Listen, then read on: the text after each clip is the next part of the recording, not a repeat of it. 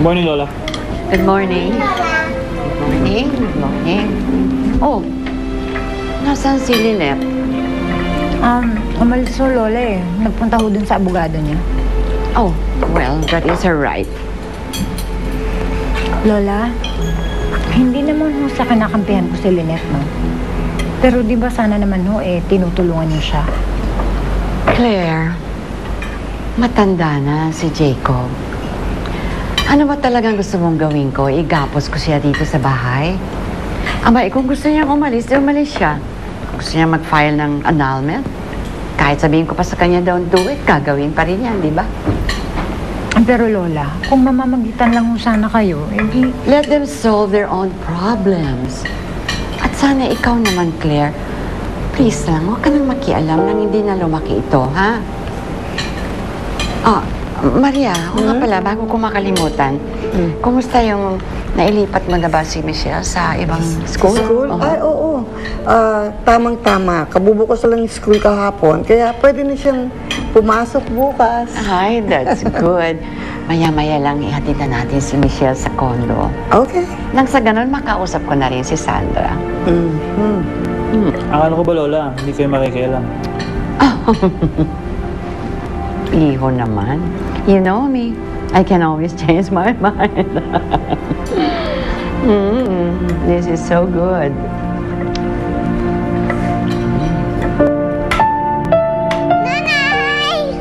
Michelle, anak, andito ako. Nanay! Kamusta, anak? Namiss kita. Nag-enjoy ka ba doon? Opo, Nay! Pero ayaw po sa akin ni Kalila. Tinulak niya po ako sa swimming pool. Doon anak. Ay, away bata lang yan, Sandra. Hindi lang siguro sila sanay pa sa isa't isa. Naninibago sila. Oh, Opo ho. para kanino itong mga sandwiches na to? Wala ho yan, Doña Ana. Maliit na negosyo lang ho. Nagdadala ho kasi ako ng mga sandwiches sa mga tenants sa baba. Pansamantala lang naman ho to habang wala pa akong trabaho. Ano ka ba naman? Hindi mo kailangan gawin ito. Marami akong kumpanya. I will give you a job. Any job you want. Ikaw nang ba? Naku, Doña Ana, wag na po. Ngayon lang naman ho ito eh. Nag-iipon lang ho ako eh. Aalis po kasi kami ni Michelle dito. Sandra, akala ko ba nagkaintindihan na tayo? Naalagaan ko kayo ng aking apo. Huwag ho kayo mag-alala. Hindi ko naman ho ilalayo sa inyo si Michelle eh. Gusto ko lang ho talagang umiwas ng gulo. Ano bang ibig mong sabihin? Meron bang gumugulo sa'yo dito? Sa palagay ko ho kasi mas makakabuti para sa ating lahat kung lilipat na lang po ako ng ibang tirahan. Hindi na rin ho kailangan malaman ni Jacob kung saan ho ako nakatira. Mas magiging madali ho sa akin ang makaiwas kung ganun. Sorry, Jacob.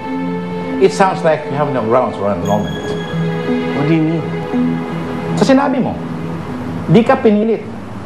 Wala ka na naman reklamo sa asawa mo. Pero, attorney, wala bang ibang paraan? Kailangan makakawala sa kasal na to eh. Then I suggest you talk to your wife.